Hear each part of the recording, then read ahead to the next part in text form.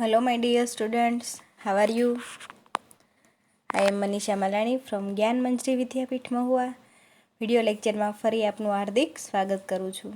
તો આજે આપણે ચેપ્ટર નંબર 13 ગીતામૃતમ, ગીતાનું અમૃત પદ્ય એમના વિશે અભ્યાસ કરીશું. તો શ્રીમદ ભગવદ્ ગીતા મહાભારતના ભીષ્મ પર્વનો એક અંશ છે. તેમાં કુલ 18 અધ્યાયો અને 700 શ્લોકો છે. કુરુક્ષેત્રના મેદાનમાં પાંડવો અને કૌરવો વચ્ચે મહાયુદ્ધ થયું હતું. શત્રુ પક્ષમાં ઊભેલા પોતાના સ્વજનો અને મિત્રોની સાથે યુદ્ધ કરવાનું હોય તેમના તરફથી લાગણીને કારણે અર્જુન છે એ વિષાદ અનુભવે છે. વળી સ્વજનો સાથેના યુદ્ધના પરિણામોથી ડરી જઈને યુદ્ધ કરવાનો વિચાર પડતો મૂકે છે. અર્જુનના સારથી તરીકે રહેલા ભગવાન શ્રી કૃષ્ણ તેને કર્તવ્ય અને અકર્તવ્યનો ઉપદેશ આપે છે. શ્રી કૃષ્ણનો આ ઉપદેશ ભગવદ્ ગીતા તરીકે અખિલ વિશ્વમાં પ્રસિદ્ધ છે. હવે ભગવદ્ ગીતા એની અંદર ભગવાન શ્રી કૃષ્ણનો છે ઉપદેશ આપવામાં આવ્યો હતો. તે સમયે અર્જુનને આપવામાં આવેલો આ ઉપદેશ આજે પણ એટલો જ પ્રસ્તુત છે. જગતના તત્વજ્ઞાનના ગ્રંથોમાં ભગવદ્ ગીતા ઉચ્ચ સ્થાને વિરાજે છે. ફળની પરવા કર્યા સિવાય પ્રત્યેક માણસ જો પોતાના કર્તવ્ય કર્મમાં લાગેલો રહે તે સંસારમાં સર્વત્ર સુખ પ્રસરી જાય છે. હવે આપણે કોઈ પણ કાર્ય કરીએ છીએ પણ ફળની આશા રાખવાની નથી અને આપણે આપણું કાર્ય કર્તવ્ય છે એમાં લાગ્યું રહેવાનું છે તો બધી જ જગ્યાએ છે એ સુખ પ્રસરી જાય છે. ગીતાનો આ કેન્દ્રવર્તી ઉપદેશ છે. પ્રસ્તુત પાઠમાં ગીતાના 7 શ્લોક પસંદ કરી મૂકવામાં આવ્યા છે. તો આપણે આજે ગીતામૃતમ, ગીતાનું અમૃત એ પદ્યની અંદર ગીતાના 7 શ્લોકો છે એ જોવાના છે. આ 7 શ્લોકોમાં ક્રમશઃ આત્માની અમરતા, આત્મા છે એ અમર છે, જન્મ અને મરણની અનિવાર્યતા, દરેકે મૃત્યુ પામવું જ પડે છે અને જન્મ લેવો જ પડે છે એમની અનિવાર્યતા છે, કર્મયોગનું સ્વરૂપ, જ્ઞાનનો મહિમા, ભક્તના પ્રકારો તથા સ્વભાવ અને સાત્વિકી બુદ્ધિનું સ્વરૂપ, આટલી બાબતોનું નિરૂપણ થયું છે. તો માણસના વ્યક્તિત્વના વિકાસ માટે આ બધી બાબતો ખૂબ જ મહત્વની છે. વ્યક્તિના યોગ્ય વિકાસ માટે આ 7 બાબતો છે એ ખૂબ જ મહત્વની છે. તો હવે આપણે ટ્રાન્સલેશન સાથે જોઈએ. ન જાયતે મ્રિયતે વા કદાચિ ન્યાયં ભૂત્વા ભવિતા વા ન ભૂયઃ અજો નિત્યઃ શાશ્વતોયમ પુરાણો ન હન્યતે હન્યમાને શરીરે. તો ન જાયતે એટલે કે જન્મતો નથી, મ્રિયતે ન એટલે કે મરતો પણ નથી, વા કદાચિત એટલે કે કદી પણ, ક્યારેય પણ, ન્યાયમ ભૂત્વા ભવિતા વા ન ભૂયઃ તો ન્યાયમ ભૂત્વા ભવિતા વા ન ભૂયઃ તો ભૂત્વા એટલે કે થઈને, ભવિતા વા ન ભૂયઃ એટલે કે ફરી થવાનો નથી, શાશ્વત એટલે કે સનાતન અથવા તો કાયમી, નિત્યઃ એટલે કે સદા રહેનારો છે, અજઃ એટલે કે અજન્મા જન્મ લેનારો નથી,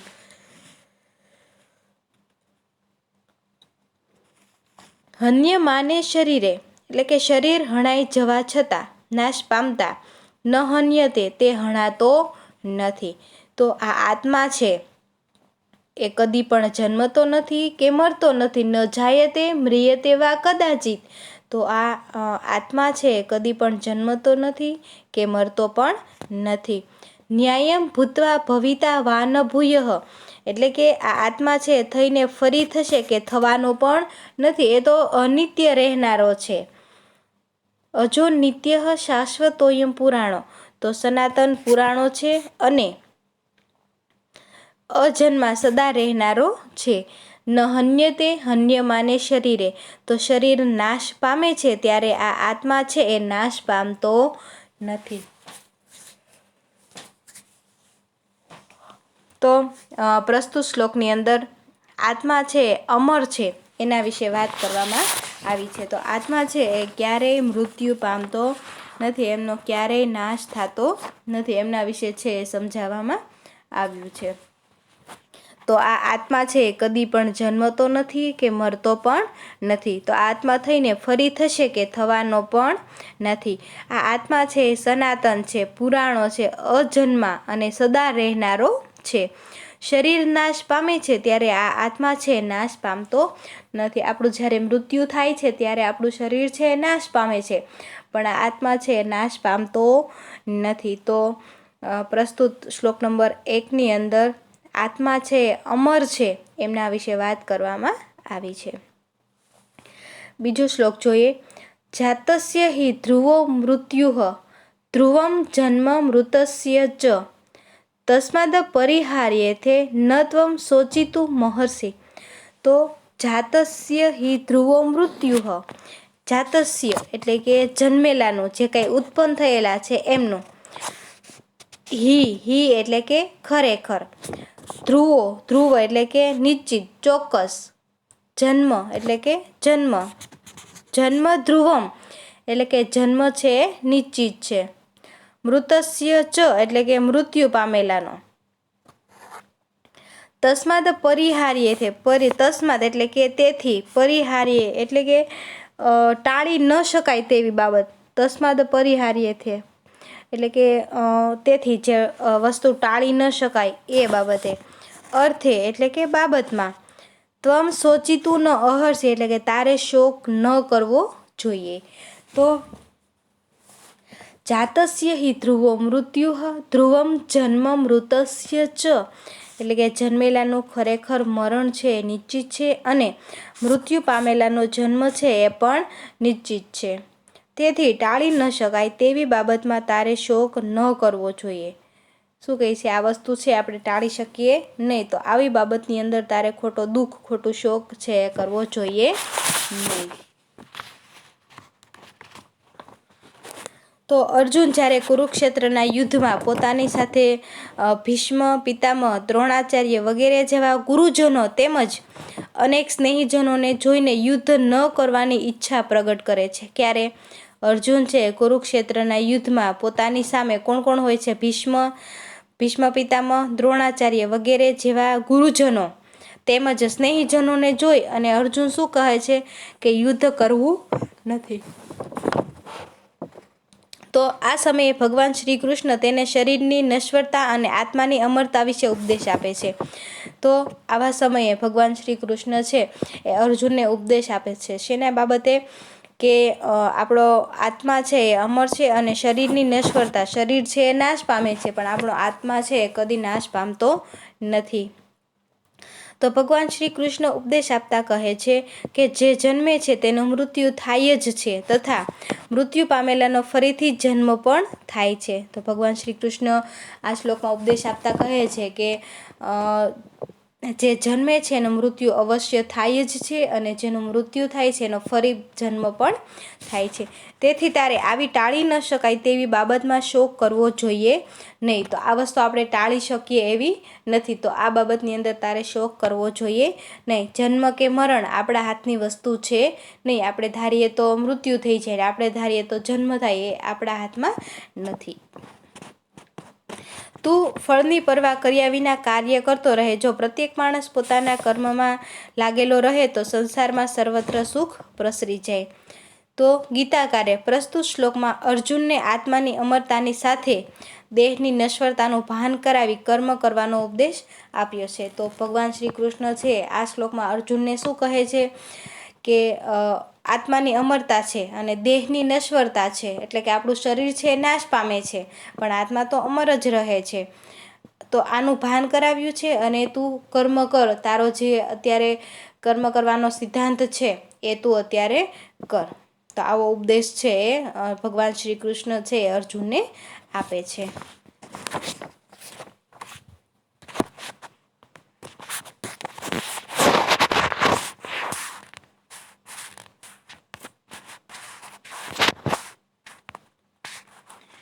એના પછીનો શ્લોક જોઈએ.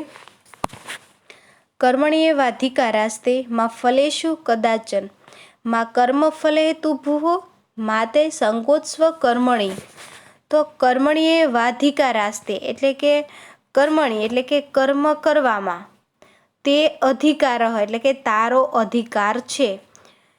ફલેશુ કદાચન માં એટલે કે ફળની બાબતમાં કદી પણ નહીં. કર્મ ફલ હેતુ માં ભૂહ એટલે કે કર્મના ફળની ઈચ્છા વાળો થઈશ નહીં.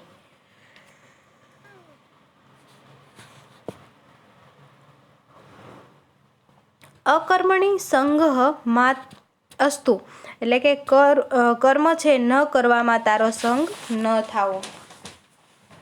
તો કર્મ કરવામાં જ તારો અધિકાર છે, ફળની બાબતમાં ક્યારેય નહીં. તું કર્મના ફળની ઈચ્છા વાળો થઈશ નહીં અને કર્મ ન કરવામાં પણ તારી આસક્તિ ન થાવો. તો અહીંયા પ્રસ્તુત શ્લોકમાં છે એ કામ કરવાનું મહત્વ છે દર્શાવવામાં આવ્યું છે. તો પ્રસ્તુત શ્લોકમાં શ્રી કૃષ્ણ અર્જુનને કહે છે કે તારે સદૈવ કર્મ કરતા રહેવું જોઈએ. તો આ પ્રસ્તુત શ્લોકની અંદર ભગવાન શ્રી કૃષ્ણ છે અર્જુનને ઉપદેશ આપતા શું જણાવે છે કે તારે હંમેશા કામ કરતા રહેવું જોઈએ. આ કર્મથી મને શું મળશે એનો તારે જરા પણ વિચાર કરવાનો નથી. તો આ હું કામ કરીશ તો આનાથી મને શું ફાયદો થશે, શું મળશે, એવો તારે વિચાર કરવાની જરૂર નથી. કર્મના ફળને જો તું વિચાર કરીશ તો તે મર્યાદિત યા સીમિત થઈ જશે. જો તું એવું રાખીશ કે ભાઈ આ કામ કરવાથી મને શું મળશે, તો એ કામ છે સીમિત થઈ જશે. કોઈ વ્યક્તિ અમુક વ્યવસાય કરતી હોય અને તેનાથી અમુક આવક થતી હોય, પરંતુ જો તે આવકને લક્ષ્યમાં રાખીને જ કર્મ કરે તો ક્યારેય તેને મર્યાદિત આવક થાય.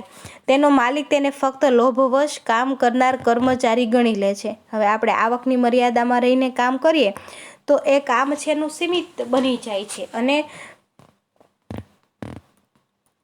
કામ છે એ મર્યાદિત થઈ જાય અને આવક પણ એની મર્યાદિત થઈ જાય છે. તેનો માલિક તેને ફક્ત લોભવશ કામ કરનાર કર્મચારી ગણી લે છે. તો ભારતીય સંસ્કૃતિમાં કર્મનો સિદ્ધાંત મુખ્ય છે. કર્મ જ મહાન છે.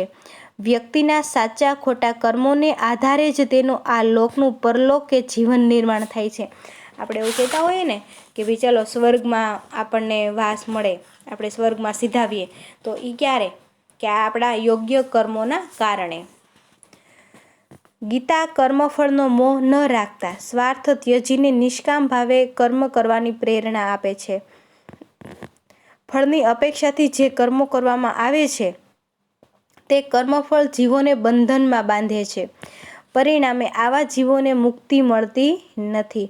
મનુષ્યના કર્મો પ્રમાણે જ તેને તેનું ફળ જો પ્રાપ્ત થવાનું જ છે. તેથી જો મનુષ્ય કામ કરશે તો એનું ફળ એમને અવશ્ય પ્રાપ્ત થવાનું જ છે, પણ એમને ખોટી લાલચ કે અપેક્ષા રાખવાની જરૂર નથી. તેથી કર્મફળ લાલસાથી રહિત થઈને કર્તવ્ય બુદ્ધિથી કર્મો આચરવા જોઈએ. નિષ્કામ ભાવે કર્મ કરતા રહેવામાં જ કલ્યાણ છે, તેના ફળની આશામાં નહીં. તો આમ કર્મનો સિદ્ધાંત અટલ છે. કર્મની ગતિ ન્યારી છે. પ્રાણી પોતાના શુભાશુભ કર્મોનું ફળ સ્વરૂપે આ લોક કે પરલોકના સુખો કે દુઃખોના ભોગતા બને છે. તેથી ફળની અપેક્ષાથી રહિત થઈને પ્રમાદ કર્યા વિના કર્મોનું આચરણ કરવું જોઈએ. આપણે આપણી ઘરે મોટી ઉંમરના લોકો હોય ત્યાં એ વારંવાર કહેતા હોય કે ભાઈ આપણા બાપ દાદાનું પુણ્ય છે આડું આવ્યું, કંઈક આપણે એક્સિડન્ટ કે એવા ભયંકર વસ્તુથી આપણે બચી ગયા હોય ત્યારે ઘરના લોકો કહેતા હોય કે ભાઈ આપણું પુણ્ય છે આડું આવ્યું. પુણ્ય આડું આવ્યું મતલબ એનો અર્થ શું થાય કે આપણે જે કંઈ સારા કર્મો કર્યા હતા એનું અત્યારે આપણને ફળ મળ્યું. સમજાય છે? તો અહીંયા શું કહે છે ભગવાન શ્રી કૃષ્ણ અર્જુનને કે ભાઈ તું કામ કર પણ ફળની આશા રાખીશ નહીં. તું તારું યોગ્ય કાર્ય કર. એના પછી આગળનો શ્લોક જોઈએ, શ્લોક નંબર 4. શ્રદ્ધાવાન લભતે જ્ઞાનમ તત્પરઃ સંયતેન્દ્રિયઃ જ્ઞાનમ લબ્ધવા પરામ શાંતિમચિરેણાધિગચ્છતિ. તો શ્રદ્ધાવાન લભતે જ્ઞાનમ, શ્રદ્ધાવાન એટલે કે શ્રદ્ધાવાન વ્યક્તિ, તત્પરઃ એટલે કે સાવધાન, તત્પર, સંયતેન્દ્રિયઃ એટલે કે ઇન્દ્રિયો છે એના ઉપર કાબુ રાખનાર, લબ્ધવા એટલે કે મેળવી અને પ્રાપ્ત કરીને, અચિરેણ એટલે કે ટૂંક સમયમાં, પરામ શાંતિમ એટલે કે પરમ શાંતિ, અધિગચ્છતિ એટલે કે પામે છે અથવા તો મેળવે છે. તો શ્રદ્ધાવાન લભતે જ્ઞાનમ તત્પરઃ સંયતેન્દ્રિય એટલે કે સાવધાન, જેની ઇન્દ્રિયો કાબૂમાં હોય તે શ્રદ્ધાવાન જ્ઞાન પ્રાપ્ત કરે છે. શ્રદ્ધાવાન લભતે જ્ઞાનમ કે શ્રદ્ધાવાળો છે જ્ઞાન પ્રાપ્ત કરે છે. સંયતેન્દ્રિય એટલે કે જેની ઇન્દ્રિયો કાબૂમાં હોય તે. તો સાવધાન અને જેની ઇન્દ્રિયો કાબૂમાં હોય છે તે શ્રદ્ધાવાન જ્ઞાન પ્રાપ્ત કરે છે. જ્ઞાનમ લબ્ધવા પરામ શાંતિમ અધિધરેણા ગચ્છતિ.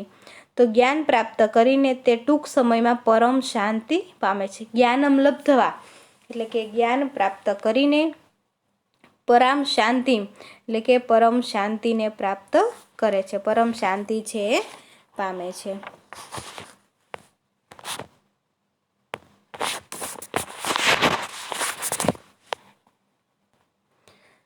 તો જ્ઞાન મેળવવા ઈચ્છનારમાં શ્રદ્ધા હોવી ગીતાકારે પહેલેથી જ કહ્યું છે.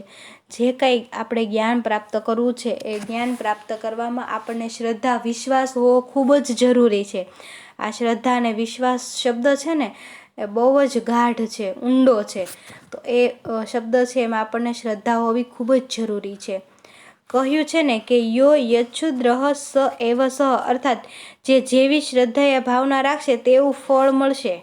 જે જેવી ભાવના શ્રદ્ધા રાખે તેવું ફળ એને મળે છે. તો જેણે પોતાની ઇન્દ્રિયો પર વિજય મેળવ્યો હોય તેને જ્ઞાનની પ્રાપ્તિ થાય છે અને ટૂંક સમયમાં તે પરમ શાંતિનો અધિકારી પણ બને છે. અને જેણે મન સહિત સમગ્ર ઇન્દ્રિયો પર પૂર્ણપણે કાબૂ મેળવ્યો હોય તે જ પોતાના મનને પૂરેપૂરી શ્રદ્ધાથી ઈશ્વરમાં લીન કરી શકે છે. આવો જ્ઞાની પુરુષ જ ઉત્તમ શાંતિને ટૂંક સમયમાં જ પામી શકે છે. તો મનુષ્ય જીવનમાં શ્રદ્ધાનું સ્થાન ખૂબ જ મહત્ત્વનું છે. મનુષ્યના જીવનની અંદર શ્રદ્ધાનું સ્થાન છે એ ખૂબ જ મહત્ત્વનું છે. પોતાની જાત ઉપર ભરોસો રાખીને ઈચ્છિત લક્ષ્ય મેળવવા માટે કાર્ય કરવામાં આવે તો તે લક્ષ્ય છે એ જરૂર સફળ થાય છે. કોઈ પણ વિષય કે વિદ્યા શીખવા માટે શ્રદ્ધા હોવી ખૂબ જ જરૂરી છે. શ્રદ્ધાના સહારે જ કાર્યોને સિદ્ધ કરી શકાય છે. જ્ઞાન પ્રાપ્તિના ધ્યેયને પહોંચી વળવા માટે ગુરુમાં શ્રદ્ધા હોવી આવશ્યક છે. આવો શિષ્ય જીતેન્દ્રિય બનીને પરમ જ્ઞાન પ્રાપ્ત કરે છે. આમ શ્રદ્ધાવાન મનુષ્ય જ જ્ઞાન પ્રાપ્ત કરીને પરમ શાંતિનો અધિકારી બને છે. જેનામાં શ્રદ્ધા છે એ જ્ઞાન પ્રાપ્ત કરે છે અને એ અધિકારી બને છે.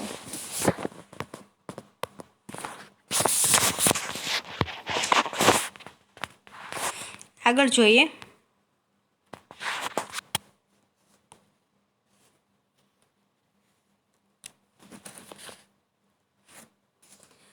ચતુર્વિદ્યા ભજન્તે મામ જનાઃ સુકૃતિનો જુનઃ આર્તો જિજ્ઞાસુર્થાર્થી જ્ઞાની ચ ભરત સભ.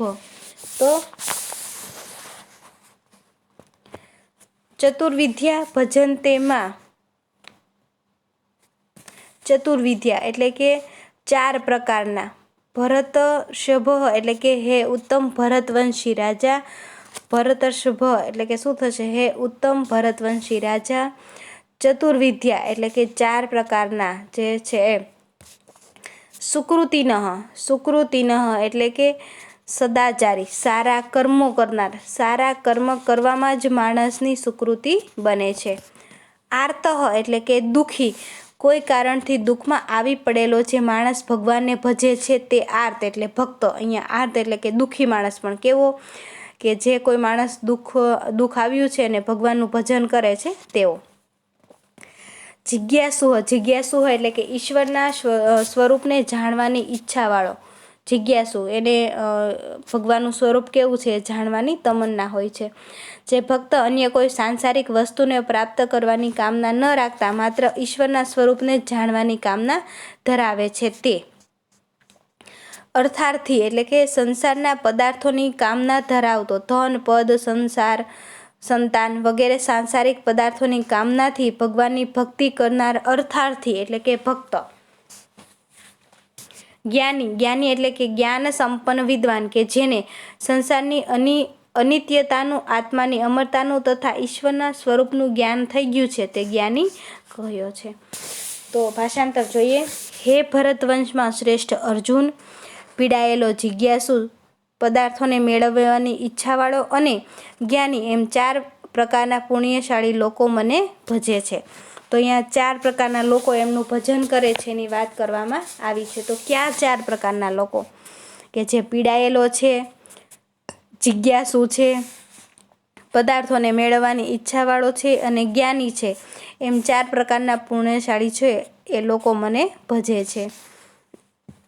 તો ભગવાન શ્રી કૃષ્ણ કહે છે કે હે ભરતવંશમાં શ્રેષ્ઠ અર્જુન, પીડાયેલો, જિજ્ઞાસુ, પદાર્થોને મેળવવાની ઈચ્છાવાળો અને જ્ઞાની એમ 4 પ્રકારના પુણ્યશાળી લોકો છે મારું ભજન કરે છે. તો પ્રસ્તુત શ્લોકમાં ભગવાન શ્રી કૃષ્ણ અર્જુનને ઉપદેશ આપતા કહે છે કે આ 4 પ્રકારના સદાચારી લોકો છે એ મને ભજે છે. કયા 4 પ્રકારના લોકો? આર્ત. આર્ત એટલે કે દુઃખી, પીડાયેલો, સંસારની ત્રિવિધ તાપો જેવા કે આધિ, વ્યાધિ અને ઉપાધિથી પીડાયેલો દુઃખી મનુષ્ય ઈશ્વરને પોતાને આ દુઃખોમાંથી ઉગારવા માટે ભજન કરે છે. કોઈ કારણથી દુઃખમાં આવી પડેલો તે ભગવાનના શરણે જાય છે અને પોતાના દુઃખના નિરાકરણ માટે વિનવે છે. તો આવો ભક્ત છે આર્ત છે. 4 પ્રકારના ભક્ત છે. પેલો આર્ત. બીજો જિજ્ઞાસુ. તો જિજ્ઞાસુ કોને કહેવાય? તો ઈશ્વરના સ્વરૂપને જાણવાની ઈચ્છાવાળો જિજ્ઞાસુ ભક્ત છે, જેને અન્ય કોઈ સાંસારિક પદાર્થોને મેળવવાની કામના નથી હોતી, પરંતુ માત્ર ને માત્ર ઈશ્વરને જાણવામાં, સમજવામાં જ રસ હોય છે. તેથી આવા ભક્તને જિજ્ઞાસુ કહેવામાં આવ્યો છે. ત્રીજા પ્રકારનો અર્થાર્થી. અર્થાર્થી એટલે કે સંસારના પદાર્થોની અર્થાત ધન, પદ, સંસાર વગેરે સાંસારિક પદાર્થોની પ્રાપ્તિ કરવાની કામનાથી ભગવાનની ભક્તિ કરનાર અર્થાર્થી ભક્ત છે. તો પોતાના જીવનને સુખ, સંપન્ન અને ધન ધાન્યથી સમૃદ્ધ બનાવવા માટે પણ આવા લોકો ઈશ્વરને ભજે છે. તેઓને મન ભૌતિક સાધન સામગ્રીના સુખો જ મહત્વના હોય છે. આ સિવાય અન્ય મેળવવાની ઈચ્છા હોતી નથી. ચોથા પ્રકારનો માણસ છે જ્ઞાની. તો જેને સંસારની અનિત્યતા, આત્માની અમરતા તથા ઈશ્વરના સ્વરૂપનું જ્ઞાન થઈ ગયું છે તે જ્ઞાની ભક્ત છે.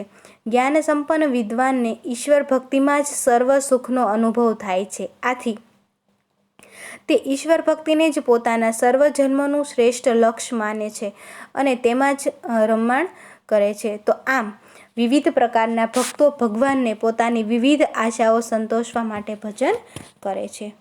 નેક્સ્ટ જોઈએ.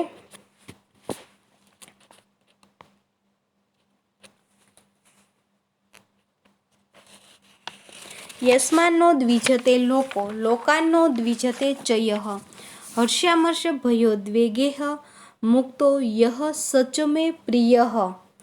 તો લોક એટલે કે લોકો, પ્રાણીઓ, યસ્માત એટલે કે જેનાથી, ન ઉદ્વિજતે એટલે કે ઉદ્વેગ પામતો નથી, યહ લોકાત ન ઉદ્વિજતે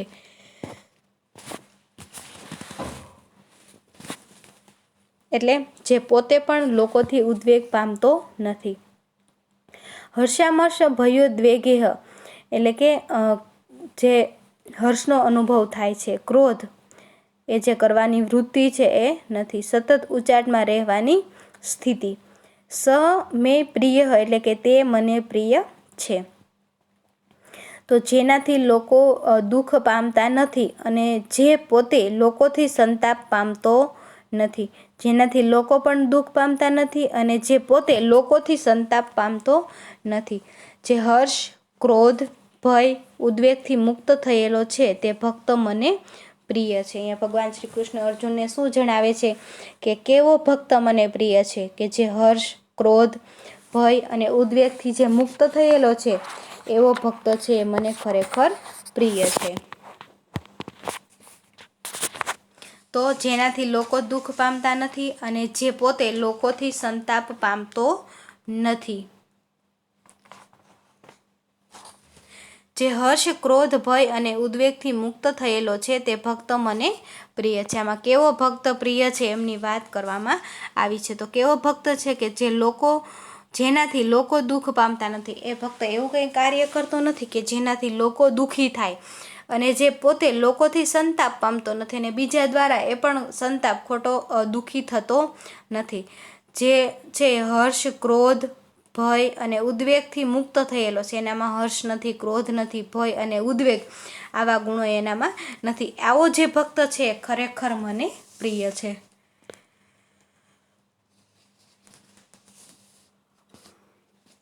નેક્સ્ટ જોઈએ, પ્રવૃત્તિમ ચ નિવૃત્તિમ ચ કાર્યો કાર્યે ભયાભયે બંધમ મોક્ષમ ચ યો વેતિ બુદ્ધિઃ સા પાર્થ સાત્વિકી.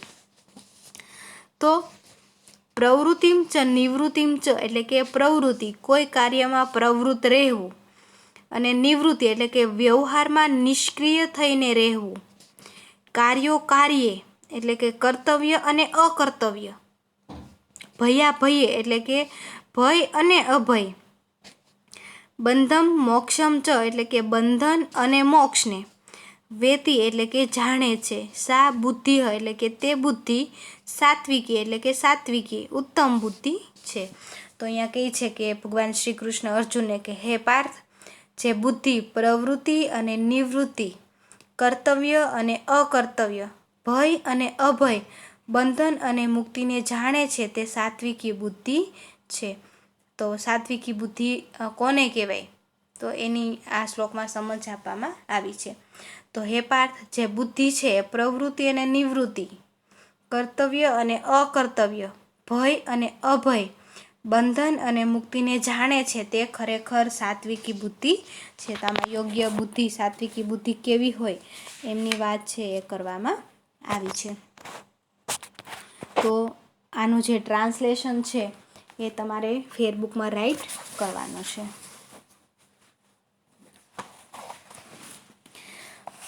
હવે ઇંગ્લિશ ટ્રાન્સલેશન જોઈએ. ન જાયતે મ્રિયતે વા કદાચિ ન્યાય્યમ ભૂત્વા ભવિતા વા ન ભૂયઃ અજો નિત્યઃ શાશ્વતોયમ પુરાણો ન હન્યતે હન્યમાને શરીરે. તો the soul is not born, not does it die at any time. તો આત્મા છે ક્યારેય જન્મતો નથી અને મૃત્યુ પણ પામતો નથી. મ્રિયતે ન એટલે કે ડઝ નોટ ડાય, ન જાયતે એટલે કે ઇઝ નોટ બોર્ન, ભવિતા વા ન ભૂય એટલે કે ઓર વિલ નોટ બી અગેન, શાશ્વત એટલે કે પરમેનન્ટ છે, પુરાણઃ એટલે કે ધ ઓલ્ડેસ્ટ વન, અજહ એટલે કે અનબોર્ન, ન હન્યતે એટલે કે ઇઝ નોટ કિલ. તો the soul is not born, not does it die at any time. Having once been does the soul never ceases to be. The soil is unborn, eternal, ever existing, undying, and permeable. This is not slain when the body is slain. તો આત્મા વિશે વાત કરવામાં આવી હતી, જે આપણે આગળ જોઈ ગયા. સેકન્ડ શ્લોક છે, the death of the one who is born is definite and the birth of the one who is die definite. So you should not lament it the matter that unavoidable. તો જે જન્મેલા છે એનું મૃત્યુ થવાનું છે, અને જે મૃત્યુ પામ્યા છે એનો જન્મ પણ થવાનો છે. જેથી ટાળી ન શકાય એવી બાબતની અંદર તારે શોક કરવો જોઈએ નહીં. જેની વિસ્તૃત માહિતી છે એ આગળ આપણે જોઈ ગયા.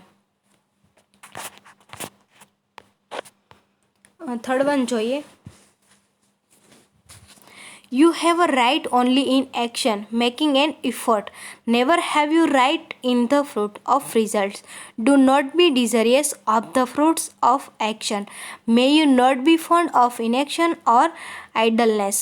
તો આમાં કર્મ કરવામાં જ અધિકારની વાત કરવામાં આવી છે, ફળની બાબતમાં નહીં. કર્મના ફળની ઈચ્છાવાળો થઈશ નહીં, અને કર્મ ન કરવામાં તારી આસક્તિ ન થાઓ. નંબર 4, ચતુર્વિદ્યા ભજન્તે મા જનાઃ સુકૃતિનોર્જુનઃ આર્તો જિજ્ઞાસુર્થાર્થી જ્ઞાની ચ પરતર્ષભ. તો અહીંયા 4 પ્રકારના માણસની વાત કરવામાં આવી છે.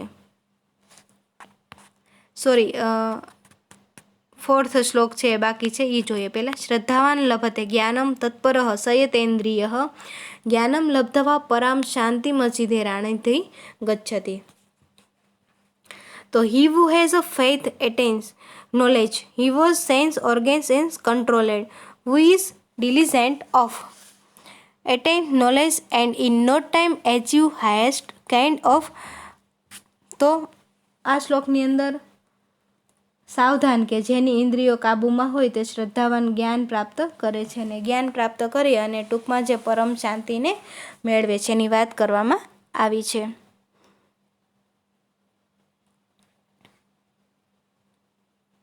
તો પરમ શાંતિ મતલબ હાઈએસ્ટ ટ્રેન્ડ ક્વોલિટીઝ. અચિરે એટલે કે ઇન નો ટાઈમ, અધિગચ્છતિ લભતે.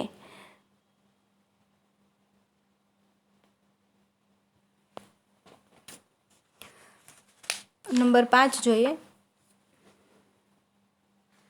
ઓ Arjun, the best among those who are born in the dynasty of Bharat, 4 types of rightness worship me: distressed, having days for knowledge, desirous of worldly objects, one who has attained knowledge.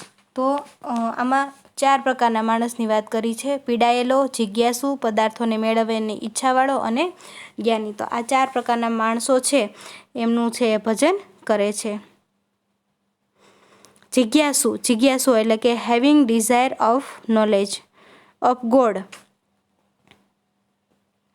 અર્થાર્થી એટલે કે material things, જેને વસ્તુની જ કામના હોય છે. જ્ઞાની એટલે કે જે one with knowledge of God.